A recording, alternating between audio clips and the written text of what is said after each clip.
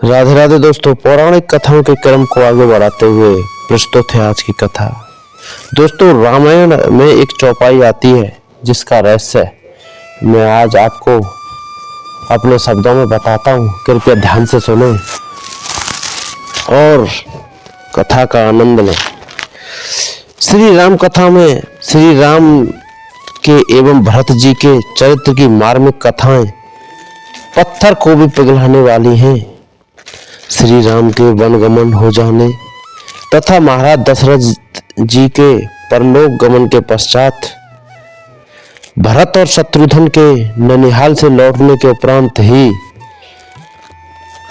भरत जी के चरित्र की विशेषताओं की झलक मानस में यत्र तत्र सर्वत्र अपनी अमिट छाप छोड़ती चली जाती है।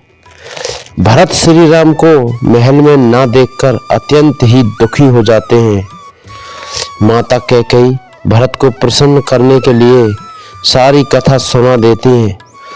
तब भरत दुखी होकर उससे कहते हैं, बर मांगत मन भई न पीरा, गरी न जी है मुँह परेव न कीरा। अर्थात अरे बैरिन, महाराज दशरथ जी से 2 वर मांगते हुए तुझे पीड़ा नहीं हुई? प्रथम वर में राज्य मांगते हुए तेरी जिह्वा क्यों नहीं गल गई? तथा दूसरे वर में श्री राम को वनवास मांगते हुए तेरे मुंह में कीड़े क्यों नहीं पड़ गए?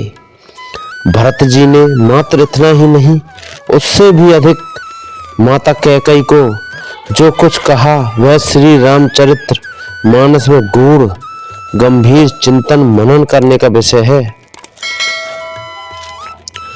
हंस बंसु दशरथु जनकु राम लखन से भाई, जननी तू जननी भई विधि सन कछु न वसाई।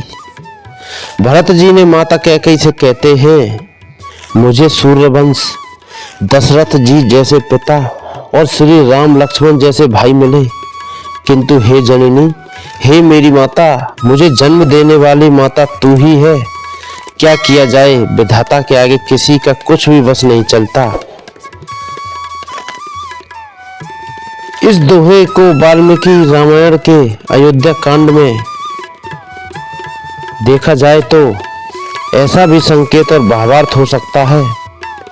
भरत अपनी माता कैकेयी से कहते हैं, हे माँ, तू अपनी माता के समान हो गई तथा जैसे तेरी माता माता ना होकर कुमाता थी, तू भी ऐसी हो गई। इस कुमाता के प्रसंग को वाल्मीकि रामायण में श्री राम के वनगमन के प्रसंग में मंत्री सुमंत्र एवं कैकेयी के बीच एक अंतर कथा के माध्यम से किया गया है। वो कथा इस प्रकार है दोस्तों। एक ऐसी कथा आती है, कैकेयी के पिता अश्वपति को एक महात्मा ने वरदान दिया हुआ था। वह पृथ्वी पर जितने भी जीव जंतु, कीड़े मकोड़े, पशु पक्षी सभी की आवाज सुन और समझ सकते थे, लेकिन इस वरदान के साथ एक श्राप भी था कि वह इन सब की बातें किसी को भी बताएंगे तो उनकी तत्काल मृत्यु हो जाएगी। एक बार कैकेयी नरेश कैकेयी की मां पृथ्वी के साथ चौके में बैठकर भोजन कर रहे थे। एक चींटी चावल का एक दाना लेकर जा रही थी। चौके के बाहर दूसरी चींटी ने विनम्रता पूर्वक कहा, यह दाना मुझे दे दो। वो बोली, तुम अंदर जाकर ले आओ। उसने कहा कि मैं गंदगी से गुजर कर आई हूँ, अतः अपवित्र हूँ, चौके में नहीं जा सकती। पहली चींटी ने सहृदयता का परिचय देते हुए दाना उसे सौंप दिया और फिर दूसरा दाना लेने चौके में लौट आई। यह संवाद सुनकर कैकेयी नरेश ने अनुभव किया कि मेरे राज्य की चींटियां भी पवित्रता अपवित्रता का कितना ख्याल रखती हैं। वे एकाएक हंसने लगे। महारानी पृथ्वी ने उनकी प्रसन्नता का कारण जानना चाहा। महाराज ने कहा, मैं अगर बताऊंगा तो मेरी मृत्यु हो जाएगी। लेकिन कैकेयी की माँ को कुछ संदेह था और वो हट करने लगी, जिद पर अड़ गई। ने कहा, मुझे बताइए। बार बार राजा के समझाने पर भी रानी पृथ्वी ने हट नहीं छोड़ी। यहाँ तक कह दिया कि तुम जियो या मरो, मुझे कोई फर्क नहीं पड़ता, किंतु मुझे ये चींटियां क्या बोल रही थी ये बताओ। तुरंत राजा उन महात्मा जी के पास गए जिन्होंने उन्हें वचन दिया था और सारी बात महात्मा जी को बताई कि कैसे रानी को भवन में जिद पर अड़ी बैठी है। महाराज कोई उपाय बताइए। महात्मा जी ने पुनः दोहराया, राजन वचन बदला नहीं जा सकता, यह सत्य है। अगर आपने किसी को कुछ भी बताया तो उसी वक्त आपकी मृत्यु हो जाएगी। अब निर्णय आपको लेना है। बहुत सोच विचार करके राजा ने रानी का परित्याग कर राज्य से बाहर कर दिया। वे जान गए थे मेरी पत्नी को मेरे जीवन मेरी भलाई की कोई चिंता नहीं।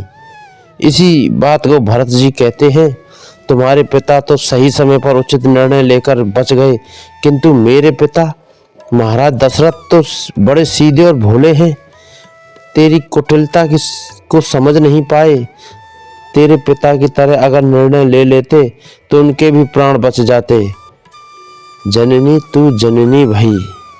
तो दोस्तों, कैसी लगी आज को आपकी कथा कमेंट करके बताएं। जय जय श्री राधे।